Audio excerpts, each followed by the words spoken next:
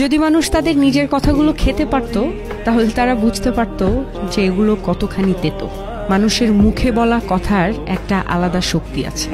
কখনো কখনো আমরা রাগে, অভিমানে বা অবহেলায় এমন কিছু বলে ফেলি যা শুনতে অন্যের জন্য খুব কষ্টকর হয়ে যায়, অথচ আমরা সেটা বোঝার চেষ্টা করি না কখনো। কিন্তু ভাবুন তো, যদি একদিন সত্যি আমাদের নিজের বলা কথাগুলো খেতে হতো, তাহলে কেমন লাগতো?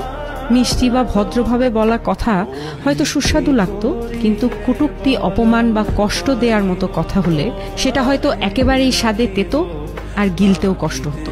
তখনই হয়তো আমরা বুঝতাম আমাদের জিভ থেকে বের হওয়া প্রতিটা শব্দের কতটা ওজন আছে, আর তা অন্যের হৃদয়ে কেমন প্রভাব ফেলে। তাই কথার আগে একটু ভেবে বলা জরুরি, কারণ কথার কোনো ওষুধ নেই। একবার বলে ফেললে তা আর ফেরানো যায় না কখনো। নিজের কথাই যদি একদিন নিজের কাছে তিতে হয়ে ওঠে, সেটাই হবে সবচেয়ে বড় অনুশোচনা।